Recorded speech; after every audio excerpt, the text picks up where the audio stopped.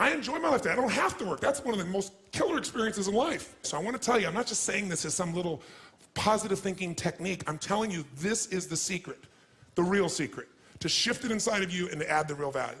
Most people are trying to pursue something in the future that they already have. I want you to think of what it is you think you want that will make you wealthy or financially free. Tell me what it is you want from financial freedom. How will you know when you're wealthy? Anyone, tell me. Raise your hand. How will you know when you're truly wealthy? How will you know when you're financially free? Yes, ma'am, right here. When my husband is no longer stressed about finances. That's when you'll be financially free. Right. Then you're probably never going to be free. I know that I need to find out for me what that definition is. And then he will I guide him? Will you what? Will I guide him to find his own definition then? Well, here's what's interesting. First of all, has she defined this game in a way she has control over, yes or no? No. So the chances of her feeling truly financially free or wealthy are slim to none. Because have you made more money? How long have you been together, you and your husband? 33 years. 33 years. Wow, give her a hand. By the way, do you love him? I love him so much. Does he love you? Yes. Are you a rich woman?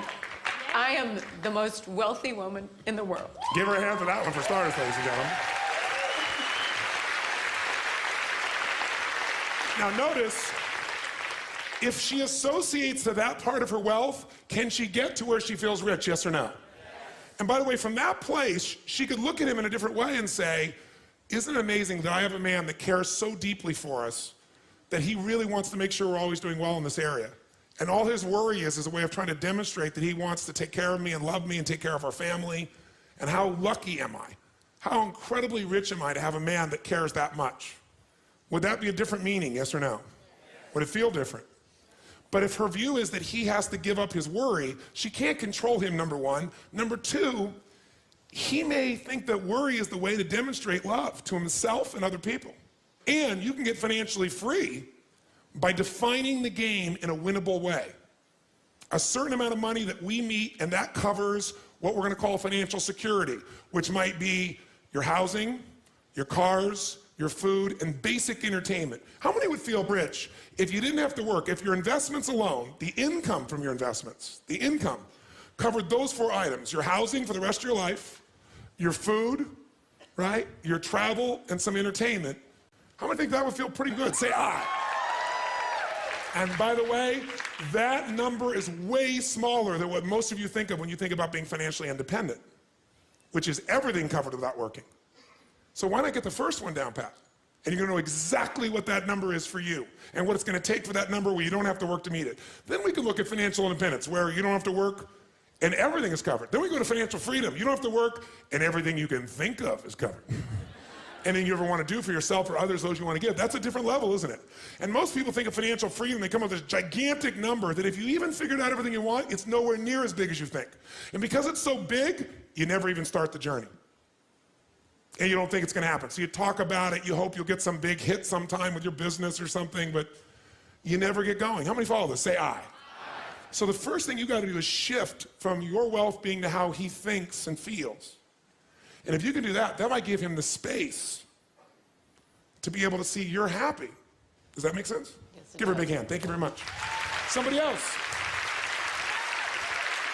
How do you know? How do you know when you're wealthy, when you're financially free? Somebody else. How about this lady right here, the blonde hair? Yes, ma'am. Give her a hand.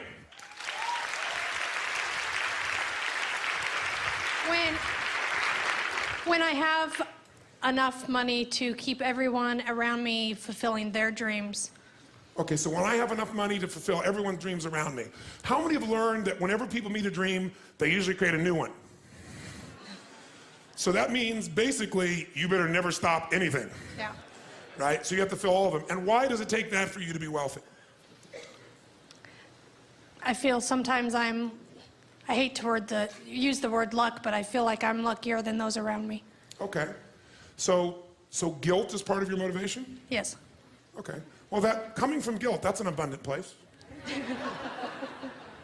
So the truth is she can never be abundant because she has a belief system inside of her, which is a limitation, which says, if I have more than others, there's something wrong. And many people have a thing where I have to give it all away. And it's just not in their head. And that puts me in more stress, then I gotta figure out how to do it again.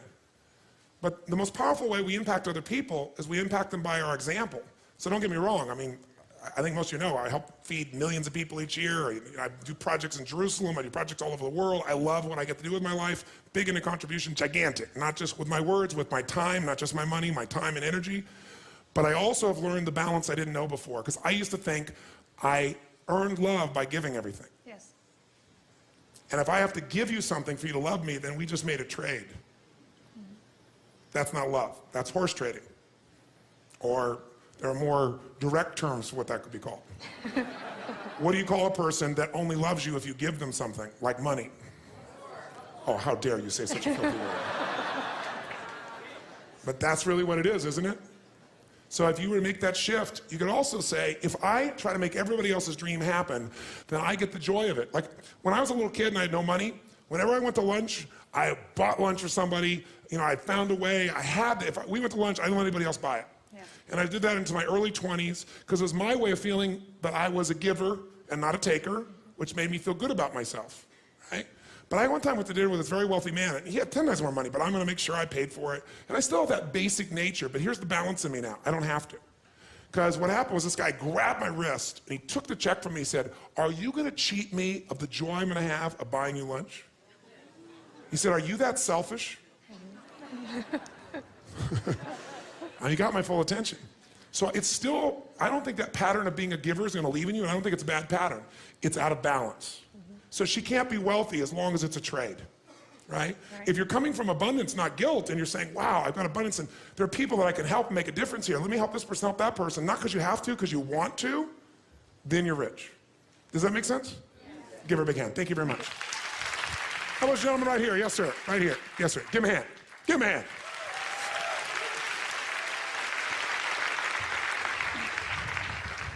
Wealth, for me, financial freedom would be when I have reached a point where I would be somebody that I would look up to in this area, the financial area. Okay. A role model. Okay.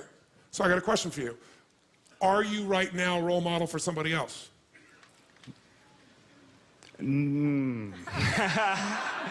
Possibly.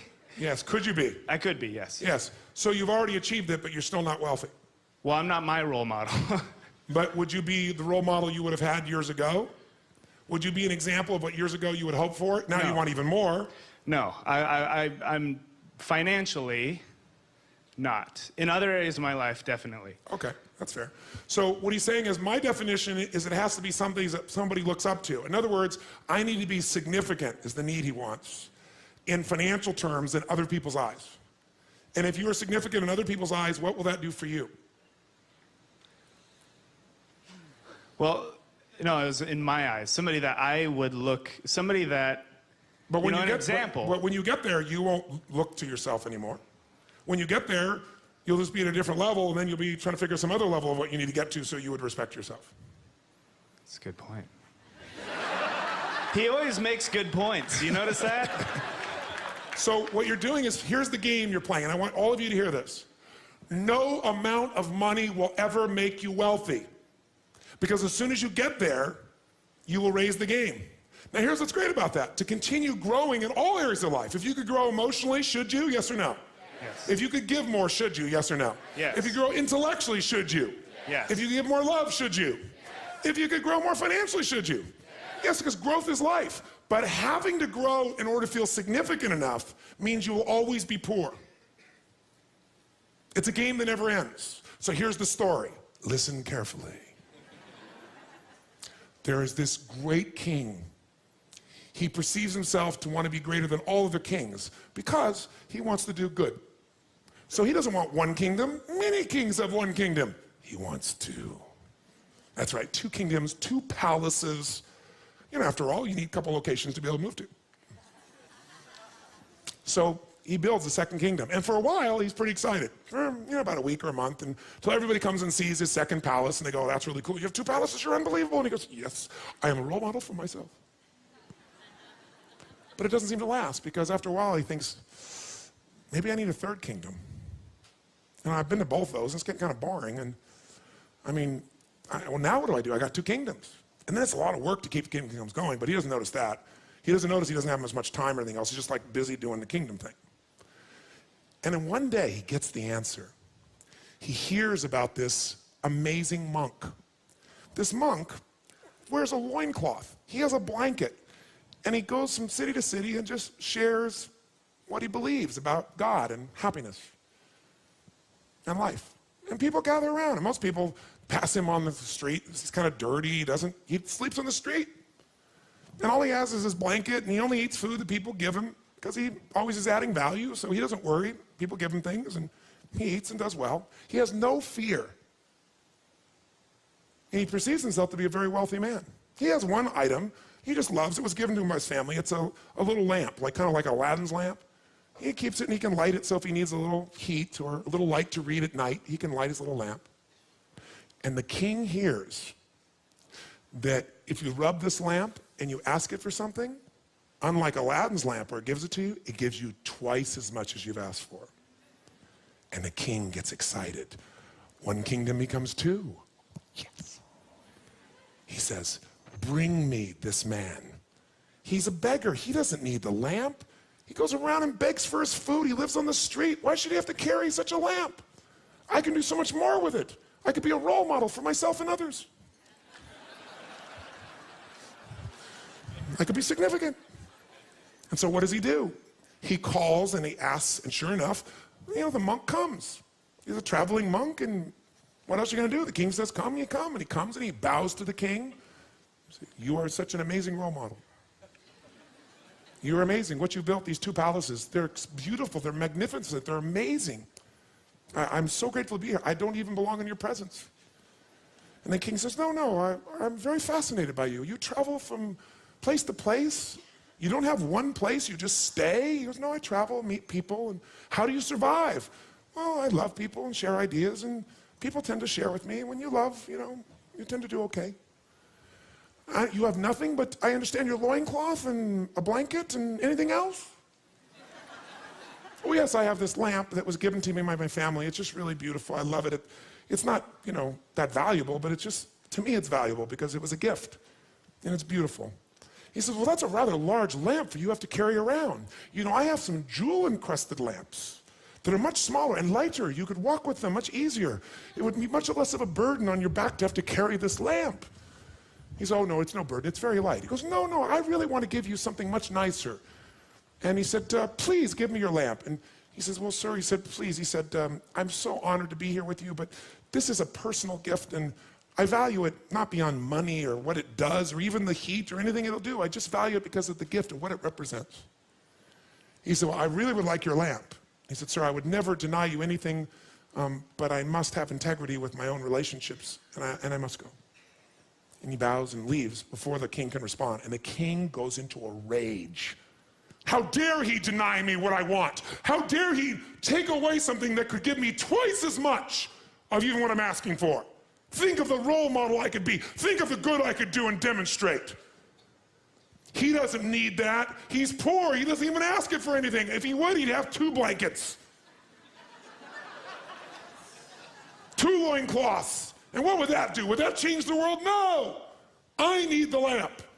And he whips himself into a frenzy, and he turns to his henchman and says, take the lamp from him. And so they go, and they find him in an alley, and they beat him up, and they steal his lamp. And now, the king is so excited. He tells everyone to leave. He steps into this giant palace bedroom, which is bigger than most people's entire palace. And he sits down, and he rubs the lamp, and he says, oh, great lamp, give me 100 pieces of gold. And the lamp says, oh, great king, absolutely. But why 100 pieces? Why not 200 pieces? He goes, yes. It's true, it'll double it. He says, fine, give me 200 pieces of gold. He said, oh, king, why 200 when a king of your nature could have 400 pieces of gold? The king says, fine, give me 1,000 pieces of gold. Why not 2,000, king? Fine, 10,000. Why settle for 10,000, king? Why not 20,000? A king such as you with 2 palaces should have at least 10,000. Fine, give me 10,000. Why not 20,000? Fine, give me 100 of the most beautiful women in the world. Why not 200? It will keep you busy. And this goes on for hours and hours throughout the night. And the king gets fervor more and more and more intense. And the lamp keeps expanding his point of view. And he keeps thinking, my God, I'm thinking so small. And he gets bigger and bigger. And this goes on for 3 days and nights. He bars the doors and won't let anyone in, just him and his lamp. And he starves to death and dies. And that's the end of the story.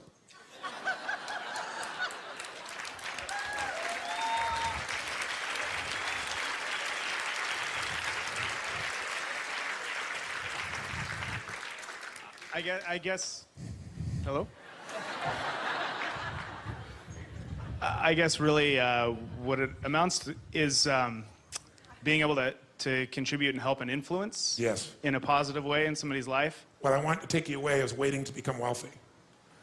Because are there people right now in this world, if I took you to Africa, if I took you to plenty of parts of this country, on the streets of many of these cities, if I took you down the street here to San Francisco in the Tenderloin district, is there someone there that right now you could mentor and could change their life financially as well as emotionally, psychologically, and physically with what you already know beyond anything they could imagine? Yes or no?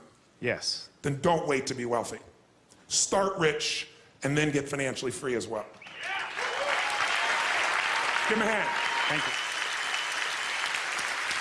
By the way, is this making sense to you? Do you see why I'm so intense about this? Because I don't want you to go through and get more money and have plenty of money and still not be happy, still not be fulfilled. Until you define the game in winnable ways, you never win. And you chase it, and you die chasing it. That is not to say you shouldn't take your life to a whole nother level financially and have greater choices and greater ways to give gifts, but don't wait. And if you don't wait, if you can own that you're already wealthy, I can promise you you'll get to a level of riches financially 10 times faster than with the identity you have of limitation. Does that make sense? That's the essence of what I'm talking about here. Let's talk about money now, not wealth. Do we agree? All those wealthy in this room right now, say aye. And if you really have done what we have, you're not just saying that as some verbalization, you can really feel it. You can feel abundant. You can feel wealthy. From that place, what does it take mechanically to get this thing called financial independence? And what is financial independence as opposed to wealth? Wealth is a product of the mind. Again, no amount of money you ever achieve will make you wealthy. Gratitude will, and living a life where you know you're contributing, adding value will. That's what's going to make you feel wealthy. Where you're a giver, not a taker. That doesn't mean you can't receive, but someone who's always looking at what am I getting out of every single thing they do is always poor, because they live in scarcity. But if you want to be financially independent, that's different. Financial independent means you never have to work again in order to live your life. That when you do work, you're doing it because you really want to, not because you have to. And how many are committed to not only being wealthy, but also financially independent? Say aye. How do we get there? Let me give you the lesson how to get there. It is so simple that when I tell you, you're going to go, thank you for the breakthrough thought. But even though you may know this intellectually, whether you're sophisticated or not, you probably know this. Focusing on this is the difference. Can you be a person who is honest in your values and not be honest in the moment? Yes or no?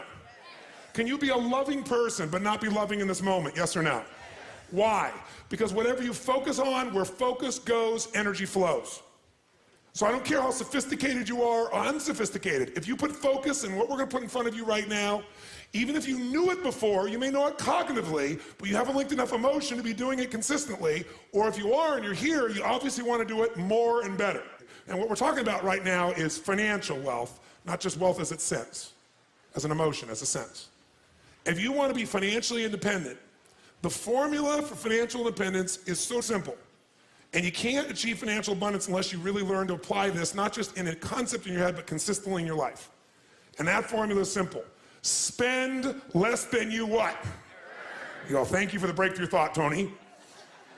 But is this what most people do, yes or no? No. What do most people spend? More than they earn. There's no way around this. No matter how much money you have, If you spend more than you earn, you got a challenge. So there's no way to be financially free, financially independent without spending less than you earn. And what do you got to do with what you don't spend? You got to invest the difference. Because what I want to show you right now is how do you build what everybody should own. Every one of you should leave here with your own personal money machine. You want to create a money machine. A machine that while you're sleeping is making you money. Right? So you're no longer trading the most valuable resource you have in life, your time, for money. You want to trade money for money. You want money to go to work. You want to put that money to work for you so while you're sleeping it's making a difference. You want to create a machine. And that machine you want to create is something that you want to be able to feed you at some stage where you don't have to work. That's what the money machine is. And so how do you do that? First step, spend less than you earn and invest the difference. Now question, how many of you currently are spending more than you earn? Be honest, raise your hand. How many are spending less than you earn? Raise your hand. Fantastic. Now, if you spend less than you earn, but you don't invest it, you're not going to get much value. Now, most of you say, well, I do invest a portion of that. So I might spend more, I do some new spending, but I do invest a portion of it. The second secret to this is you got to reinvest. How many of you have ever made a big hit in your investments and went, oh my God, that's so cool, and took the money and spent it on something? Raise your hand, say aye. Come on, say aye. I know you all, anybody who's invested has done this. If you got a big hit, you go, oh, this is it. Nothing wrong with that, but you got to make sure a significant amount of that, you reinvest your returns so you get compounded what? Compounded growth is the most basic principle in the world. We all know it intellectually. But are you emotionally associated enough that you're really utilizing it to its maximum capability? If you don't, you're not going to get financially free. You will never get financially independent by your earnings alone. Let me tell you something. There's 3 or 4 areas of your life you don't want to go to an expert. You don't want an expert to make the decision. An expert can coach you. But you better make the decision. One is how you raise your kids. I mean, if you're going to screw up, you should be the screw up, not somebody else in this area. Because at least if you screw up, you know you gave your all. And if you screw up, you'll learn from your screw up and you can still make a difference. But letting someone else tell you how to raise your children is insane, to think that they know more than you do with your own child, with the soul that you brought into this world. They can coach you, you can learn from them, but you got to make those decisions. What's another area like that? Your physical health. If you don't learn this area because you think it's too complex, I'm going to give this decision to somebody else, that somebody else may be totally sincere and sincerely wrong. I'm not lecturing you what to do. I'm just saying whatever you're going to do, inform yourself and make the decision. Because someone else making that decision, the consequences are too great for your children, for your health. And I'll tell you another area really important, your psychology. Having someone else give you a label, tell you what to do. Same thing with, you're going to end up with some challenge in your body, same thing. And the last area, the area I'm talking about here is money. Because what most people do is they go, I don't have time for this, I don't understand this, I need to go to an expert. Because I'm not here to sell you some financial investment or plan. Because if I did that, I'd have a self-interest in the process. That's not going to serve you. And that doesn't mean someone can't sell you something. It just means I'm coming here to advise you on how to make better decisions, not tell you should do this individual thing. Because what individually you need to do changes. And by the way, even if you have the best intent, can you be wrong, yes or no? So I'm not here as a registered investment advisor. I'm not here to sell you a stock or a bond. I'm here to teach you a way of evaluating so you can make better choices more of the time.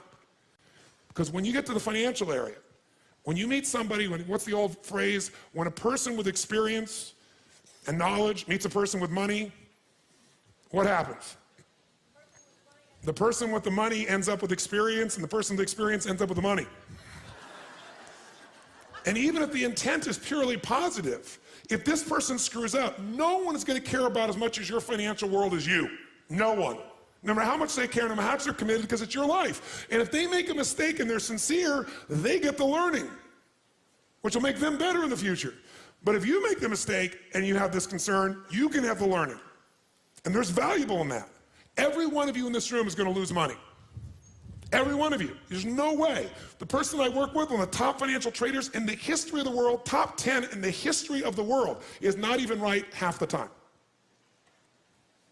How could you make billions of dollars if you're not even right half the time? Not even 51% of the time. I'm going to show you in a few moments. It's known as asset allocation. It's the way you invest. It's what you do. That's what's going to shift this. So first step, spend less than you earn, invest the difference. Second step, reinvest it so you get compounded growth until you reach the home run, your money machine, until you reach a critical mass of capital, of investment capital. When you get to that critical mass, and what determines the critical mass is how much you need for the lifestyle that you want.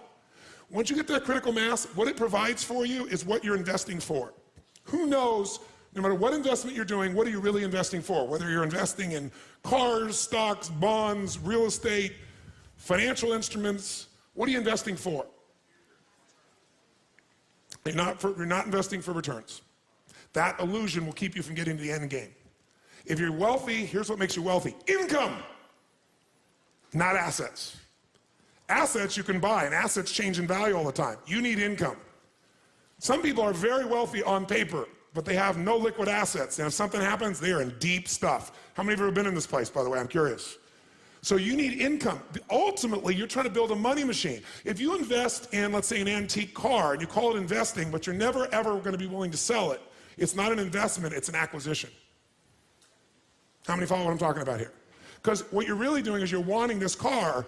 You're not wanting to ever make this build your critical mass so you have a money machine so you don't have to work. When you build your critical mass, when you spend less than you earn, that's the difference, and then as you get compounded growth, you reinvest for even more compounded growth, which will walk you through, you're going to eventually get an amount of money that's enough that without working, the interest on that money alone in a secure environment will give you the income so you never have to work again.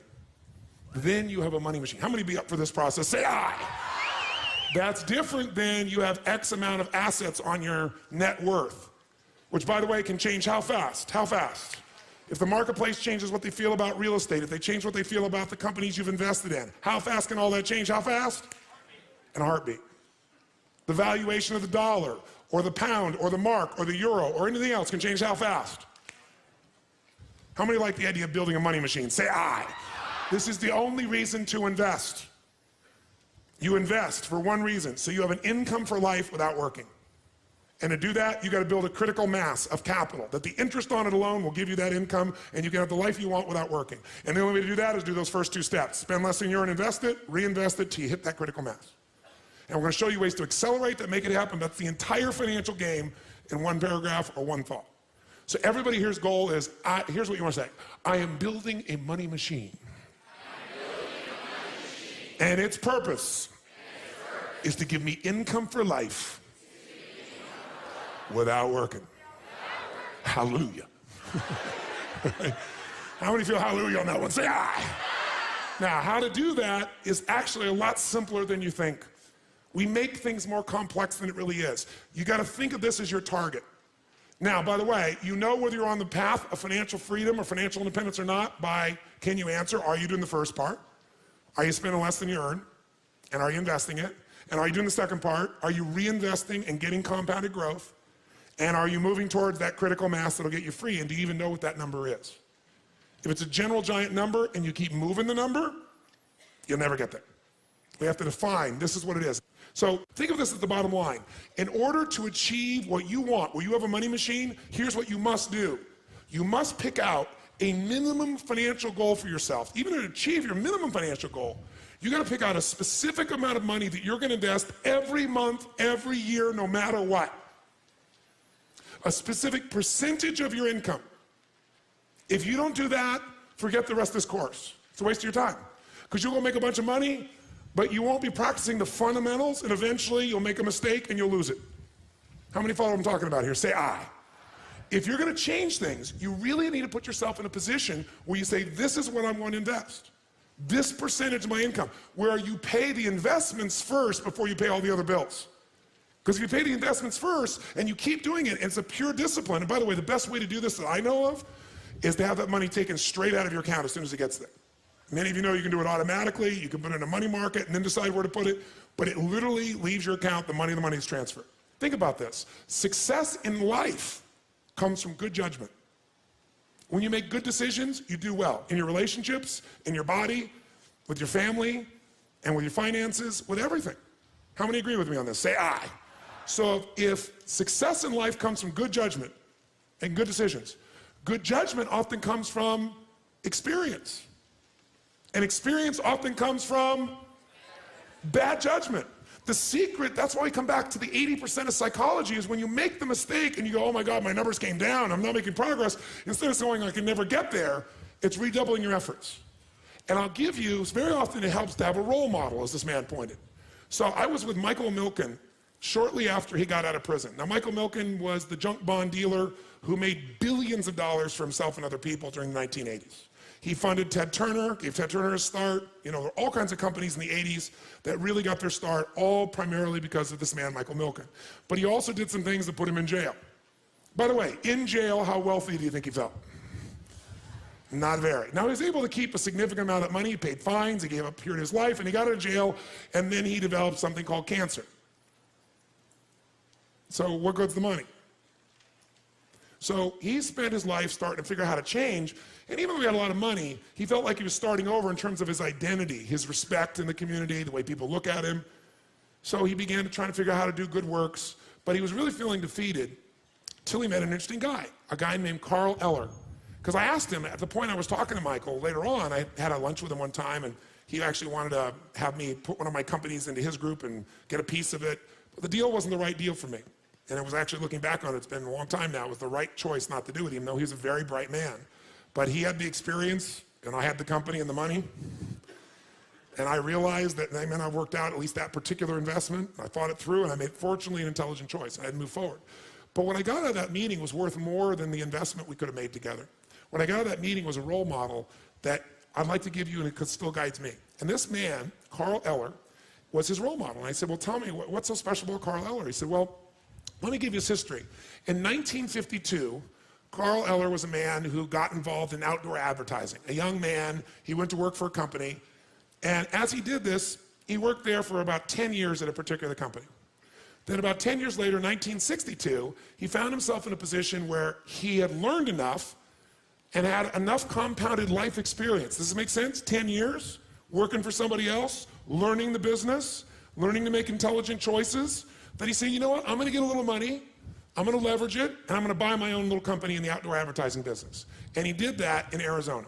So he buys a little company, outdoor advertising, and he calls it Eller Advertising or Eller Outdoor, if I remember correctly. What happens next? Well, he takes the next 6 years of his life, roughly, and he builds that company up.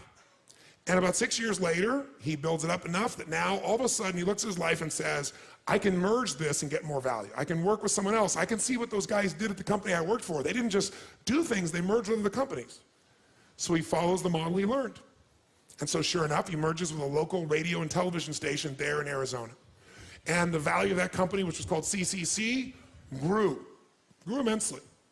So sure enough, he takes another 10 years. So imagine now he's been running this company 6 years on his own. He's got 16, 17 years into this now. Do you think you can compound things over 17 years if you make intelligent choices and you're smart? Yes or no? Do you think all the decisions he made were good ones? Yes or no? Did everything he do make money? Yes or no? He failed at many things, but he had the psychology that he learned from everything. And if it didn't work, he said, that's experience, and we'll learn from it, make a better decision. So over the next 16, 17 years, he basically moves in the position where all of a sudden he's in the place where this company has some real value, and he sells it with his partners to Gannett, the people that own USA Today, a really large firm. In 1980, he becomes chairman of Columbia Pictures. And in a short period of time, from 1980 to 1983, taking what he's learned from the advertising business, he grows Columbia Pictures, and he helps them to merge with Coca-Cola. So by 1983, picture this. This man has been working his entire life, right? 52, he got in advertising, it's 83. How many years there, guys? Basically 30 years, right? 3 decades. As long as I've been doing what I've been doing, that's how long the gentleman was who accumulated for himself $70 million just by investing in other people's stuff, not even having to do it. You don't have to be a great entrepreneur to make money. You can invest in a great entrepreneur. You know, you can look over at somebody like Bill Gates and say, I'm gonna own a piece of him. Let him be the creative one. I don't have to work all around the clock, let him. It's a lot of ways to get wealthier, a lot easier than just running your own business, and many of us love running our own businesses. This man was good at running his businesses. So by 1983, he's accumulated a net worth of $500 million. 30 years, $500 million. How many think that's pretty good? Say, ah. And by the way, $500 million in 1983. 83 was, decades ago. What's that worth today? I don't know, but probably, certainly spending power worth more than $1 billion, that's for sure. So he's got $500 million. So what's he gonna do? At this stage, he's, at that stage, I think he was 55 roughly, somewhere in that range, mid-50s. And so he says, well, I got all this money, but I don't have to what? I don't have to. And so he does it for a while, but it makes him crazy. It's like, I gotta do something with my life, have some meaning. You can only lie on so many beaches, you can only drink so many daiquiris. You know, I mean, I wanna do something productive. So he comes up with this idea that he's gonna take over a company called Circle K. Circle K is a company that stage is doing about 700 million in sales. He goes in and partners and he puts up a chunk of his money, in fact, virtually all of his money to make this deal happen. But he thinks, I'm gonna turn this thing around. And guess what? He does. He turns Circle K in roughly 5 or 6 years into the second largest convenience store in the world behind 7-Eleven. Second largest in the world. It's got like 4,500 stores in the United States, about 1,500 overseas in like 100 countries, just an amazing growth record. He takes the company from 700 million in gross sales to over 3.5 billion in gross sales in that short period of time. So now, we're really looking really good, wouldn't you say? We're in the early 1990s now, right? He's done this for 6 or 7 years. He's built this incredible piece, and in 2 years, the entire company reverses its fortunes and goes bankrupt, and he loses $500 million, everything he's accumulated in 37 years. And he's 62 years old. And he has nothing. He not only has nothing, he owes $100 million at 62. He went from up 500 million to down 100 million. How many of you ever have thought you were in bad financial trouble and it wasn't that bad? Say aye. So you thought, oh, I lost my job, or I lost my income, or my investment went terrible, or the house I bought is not worth as much, or I bought the stock and I lost it, or, you know, I went through a divorce and it was terrible and I lost that. Trust me, this makes anything anybody in this room's ever experienced look like nothing. Now, what do you do when you're 62 years old, you work for roughly almost 40 years of your life, you're up 500 million, everybody respects you, your name is well known, and now you're a total failure or you own $100 million. 99.9% of the planet would go bankrupt, obviously. But he decided there was still time. What was that? Mechanics or psychology, my friends? What did I tell you? 80% of financial freedom, financial independence, and all of wealth is 20% is. He said, I still have time. At 62, he had the guts to say, all I gotta do, I gotta get some money, right? I got time, I gotta get into compounding again, and I gotta make better choices, which at this stage will not be difficult. Well, I made some bad choices here, you know? What took me almost 40 years to develop, I lost in roughly 3 years, 2.5, 3 years. But if I can lose in 2.5, 3 years, I didn't lose the 38 years or 39 years or 37 years or 40 years of what I learned, who I am. So he didn't say, I'm starting over. That was the difference in his psychology. He said, I'm going back to what I know. And at 63, he went back to Phoenix, Arizona, and leveraged everything he could possibly get a hold of and got people to invest, and he bought a small outdoor advertising company. And started over, but he didn't call it that. He said, I'm going back to what I know, where I can make more intelligent choices. And so what happens? In less than 5 years, he builds that little company up, and he compounds it in 25 cities, and he builds himself to where, at the age of 68 years old, 4.5 years later, actually almost 69 at that stage, if I remember correctly, he now is a billionaire again. He sold his company to, what was the company's name? Clear Channel. He sold his company to Clear Channel and became a billionaire in less than 5 years. He was never a billionaire after 40 years. Now, this would be a lesson in one thing, mechanics or psychology. Which one? Psychology. But it's also a lesson in the next most important mechanic you better know. Because everybody's gonna make some bad choices, and some of them could cost you seemingly everything. Or you may even make a conscious choice. You're gonna change something, and you know, making a change in a relationship can cost you much more than half of what you have, depending on how your life is structured financially. But it may be worth it. How do you not be destroyed by that? You gotta have psychology, but you also wanna avoid it. If he was gonna be here today, and you're gonna ask him, besides your psychology, what was the biggest mistake you made? Your psychology made you well, but what was the biggest mistake you'd make? He would say one thing to you, and I want you to hear it now, and every one of you have heard this, but you may have heard it cognitively, you may even understand it intellectually, but you don't associate enough emotion to it because you're not maximizing it, my guess is, if you're in this room. You could do more. How many agree you could do more in just about anything that matters? Say aye. And that's called asset allocation. He said, the mistake he made was asset allocation. I'm going to show you this now. This is not sexy. This is not completely new for someone sophisticated, but you better make it new for yourself right now. When you're green, you grow. When you're ripe, you rot. You got to get green back on asset allocation. Because what happens is you get to be a sophisticated investor is you tend to look at where can I put my money where I get the largest what? Say it again, what? And that's the biggest mistake you're going to make in your life. It's counterintuitive, but asset allocation is the single most important decision you're going to make in your financial future. You screw this up, you can do everything else I said well and end up empty financially. Not unwealthy if you stay associated to your psychological strength, but you certainly are not going to be financially free. And this is the mistake he made, asset allocation. What does it mean? It means every person in this room is going to make the wrong decisions financially at times. You're going to get the best advice. You're going to study the past. The history shows that the market is going like this, or the real estate market is going like this, or gold is going like this, or something is going like this. It keeps growing and growing, and you feel like you're missing out if you don't get in. How many felt that recently in some financial valuation of something? Say aye. And so sure enough, you get this piece in you and the fear starts to happen. You don't want to miss out. And everybody's telling you it's the right thing. And it looks like the right thing. And everything should be the right thing. And your timing is wrong. Can you do the right thing at the wrong time? Yes or no? Let me tell you another secret to life. If you do the right thing at the wrong time, you get pain. If you plant in the winter, I don't care how hard you work.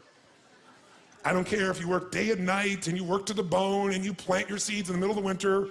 What's going to happen when fall comes? Are you going to be rewarded, yes or no? No. So if you don't understand that the seasons are changing, you're in trouble. But even if you do everything right, you can think it's springtime, can't you? And be wrong. So how do we protect ourselves? The answer is asset allocation. This is the secret you must give yourself. And all of you, I can promise you, in 2 days, will forget what I'm saying right now. Because in 2 days, many of you will be making momentum investments, and there'll be somebody in this room who made $3,000 in the last 4 hours because they're going to make a trade, and someone else will make $100, someone else will make $500, but someone else is going to lose $1,000 or $500. And what most people are going to focus on is the person that made $3,000 and go, I'm going to put all my money in this momentum investment where I could make this 10% return today, 20% today. Who knows what I'm talking about here? Say aye. And every party goes, that's how I get my money machine. I want to get compounded interest. I want to get the best return I possibly can. And so you put all your money in there, and the worst thing that can happen to you is like when you go to Vegas. What's the worst thing that can happen when you go to Vegas? You win. It's the worst thing that can pop. How many know what I'm talking about here? Say aye. When I was a kid, I was not into throwing my money away because I had so little. And I was not into gambling. It's like I wanted to give it, share it, do something fun, do something that would make people light up. And I ended up going to Vegas with some friends of mine. And they went in, and they all bet. I said, I'm just going to enjoy going to the shows, hanging out with you guys. I'm going to watch. I'm not going to bet. I was like very extreme the other side. So what I do, I sat there and watched, and I didn't bet anything till the last day.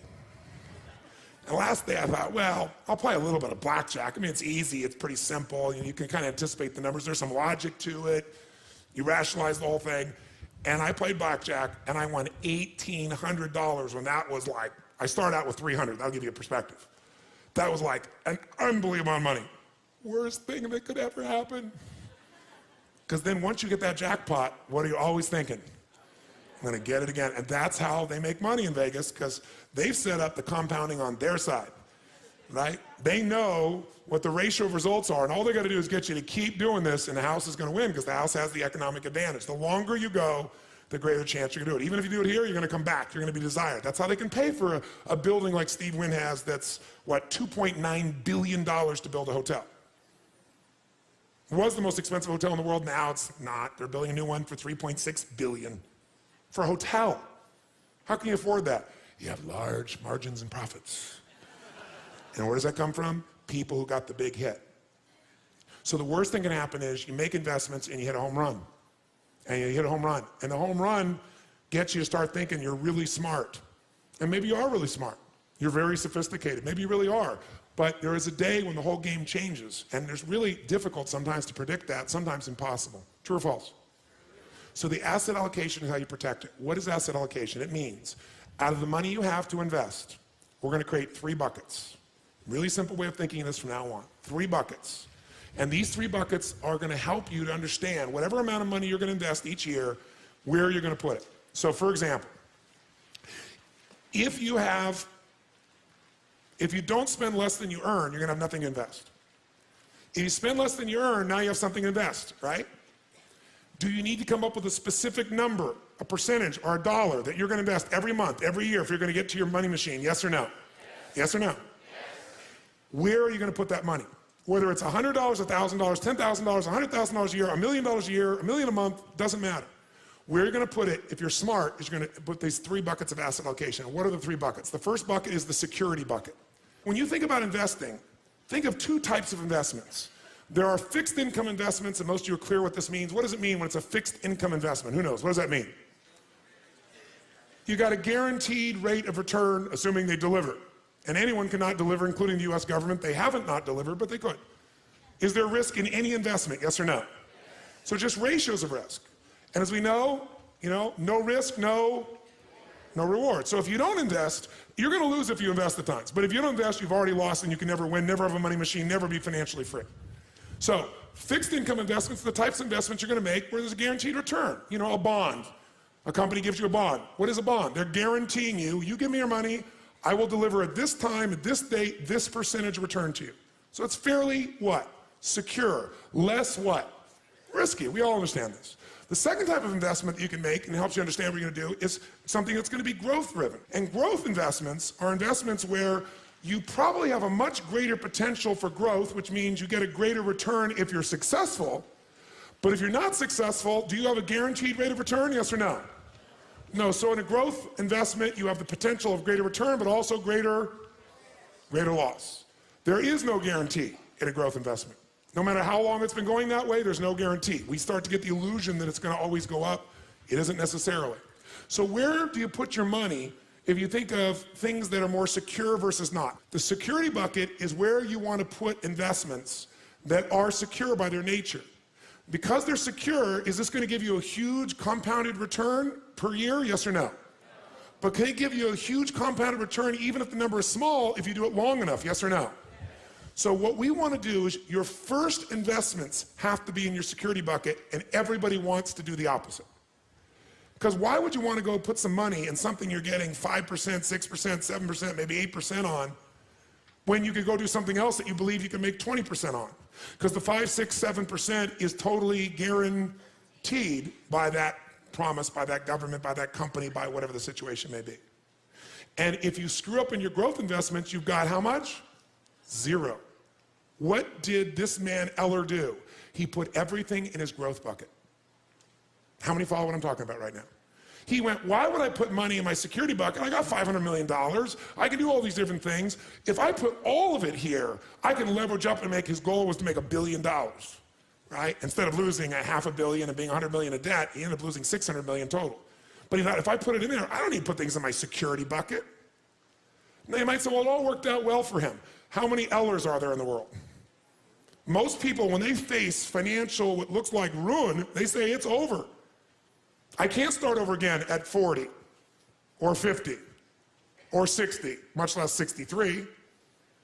Very few people will do that. And even if he did, he also had to make some good choices and probably got a little bit of luck. And you get really lucky when you work for 50 years, your guts out, right? And you won't give up, and you'll persist, and you have this incredible psychology, and you figure out how to add value. But most people wouldn't recover from that. If there's anything he'd do, he'd have been worth billions of dollars and wouldn't have had all that stress if all he'd done is put a percentage in a security bucket. The question then becomes, what percentage you put in your security bucket, what goes in there? Well, here's some things that go in there. If you don't have at least 2 to 6 months worth of cash that covers your overhead, you're in deep trouble. And today, it's amazing. People with enormous incomes spend most of it. They don't have 6 months worth of cash on the side.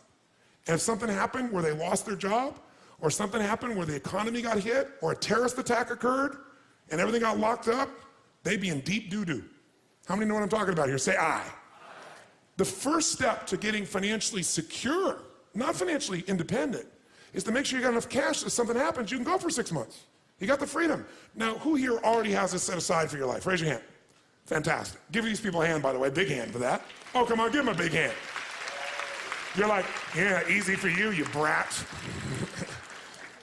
This has got to be a basic financial goal. Now, nobody wants to do that because it's not sexy.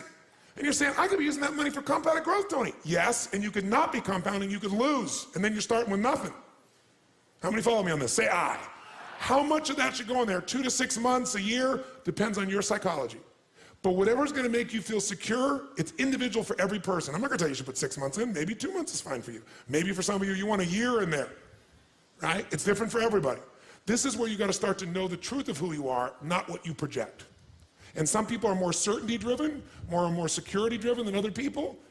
Some people need to have a little more security drive right now in order to keep their life balanced. What else might you put in there? Types of investments. An IRA goes in here, right? Pretty secure. Insurance. The insurance is protecting you. That's part of security. What else could go in there? Your home. Don't think of your home as an investment. Because for most of you, you're eventually not going to sell that home and eat it. You're not going to sell your home and get income off it. Now, some of you may be. You made a stage of life where you're accumulating the same homes, and eventually you're going to sell and buy a smaller home and take that critical mass that came from selling the big home, and it's going to take care of you for life. If you're doing that, great. But the place to think about your home in terms of leverage, put it in your security bucket. How many agree with me on this, by the way? Say aye. Because, by the way, if you don't have a home, you're going to be really stressed out, right? So I got to think of my growth outside my home, really. Think of your compound interest outside your home. Your home may be a bonus for you.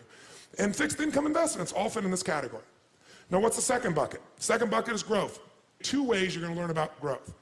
The buy and hold strategy, which is the strategy of an owner. And by the way, that buying and holding, that is less risky to some extent than momentum because of the timing. But it can be just as risky. What is momentum trading? That's when you're no longer an owner, you're a trader. A financial trader, everybody's a financial trader. Most of you are trading time for your money. Here you're trading money for money. Here what you're looking at is you're seeing movement in prices that may or may not have anything to do with value. Can a price change just based on perception of a company, yes or no? Can perception change the price or the value of real estate, yes or no? A little or completely? But very often, there's a fluctuation that can come from an event, from a perception, and what a momentum player is doing is they're playing for the short term usually. They're in and out when that fluctuation happens. They're betting on the up or the down, because as momentum players, I want you to understand something. Everything we're going to teach you will work in a bull market or a bear market. It would be irresponsible to teach you a set of principles that are based on a market only being bull, because right now in the country you live in, it's a bull market in real estate or stocks or gold or silver or whatever it is. That's irresponsible. You want to be able to make money no matter what happens in the market. How many excited about this, by the way? Say aye. But even if you get brilliant, even if you do it, can your timing be wrong? Yes or no? Yes. Can you be totally smart and make the wrong decision? Yes or no? So what is going to protect you so you milk your money machine no matter what, and when it's time and you don't want to work, you're going to get there? What bucket's going to protect you? It grows slowly and it grows like the grass. So how much should we put in our security? And by the way, you say, well, what's the third bucket, Tony? Well, there's the security bucket where we put our money first. Second bucket, growth bucket, we put our money second, and we put a percentage in there all the time. Third bucket is the dream bucket. The dream bucket is you want to travel around the world. The dream bucket is you, depending upon the size of how you think or what you're doing or your economics, you want to own a condominium in Aspen.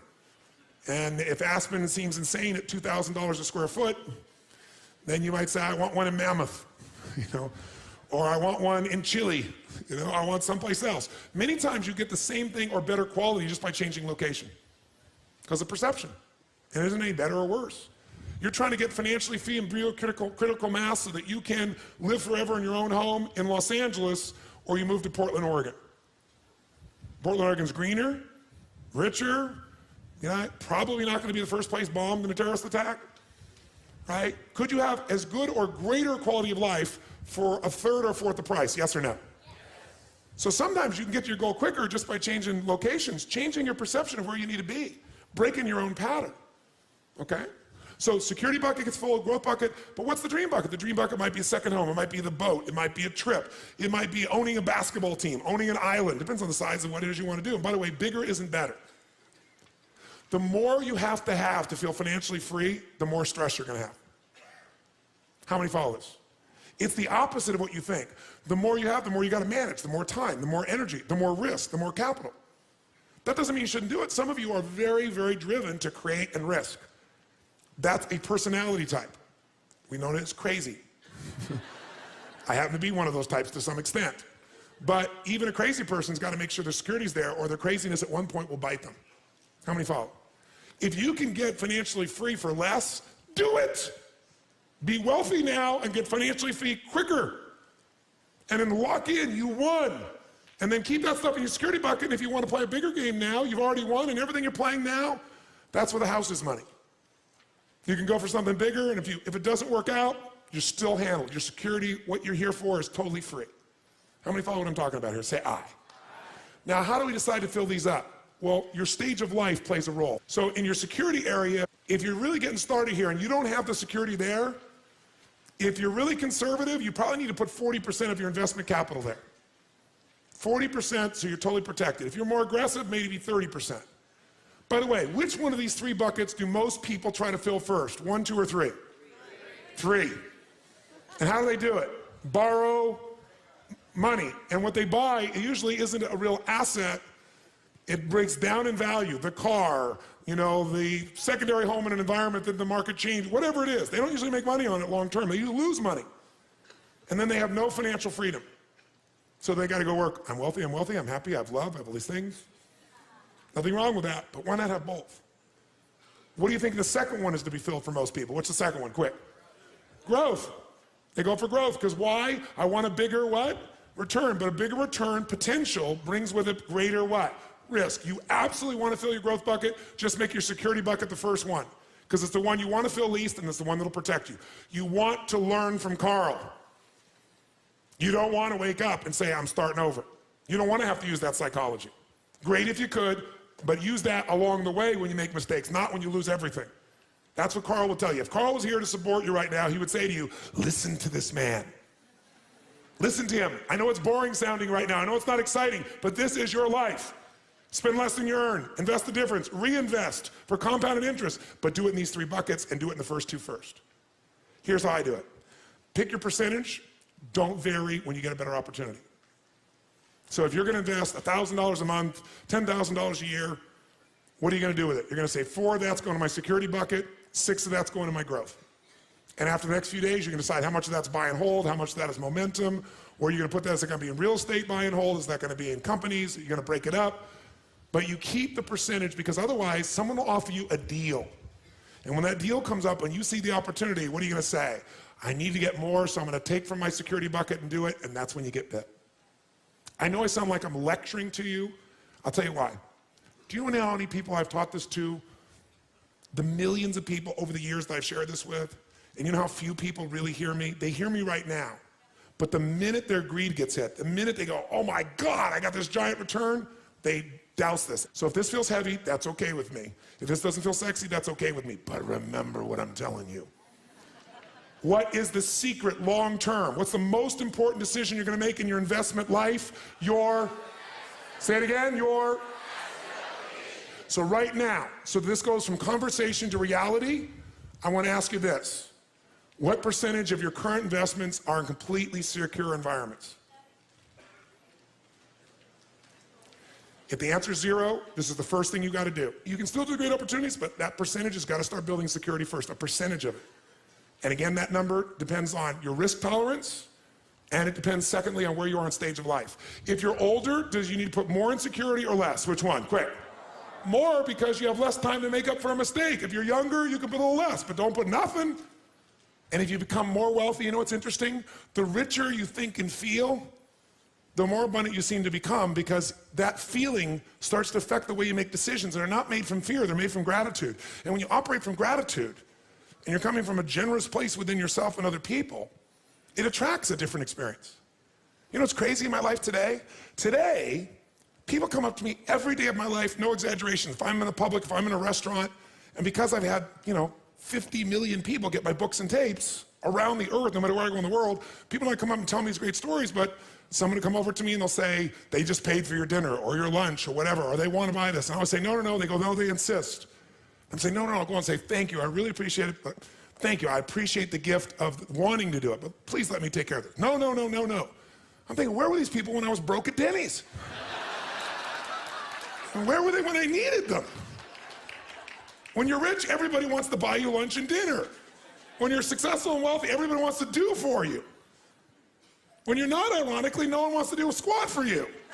Except a few people that feel sorry for you or want to be generous in some way, but the majority don't. It's ironic. The more successful, the more happy, the more healthy, the more wealthy you become, you get momentum. And other people are attracted to you. Deals, opportunities, experiences. So 80%, I've said it a million times because I want you to get it in your body, is this association. So will you give everybody a hand for this day for starters? Everybody a hand for this day.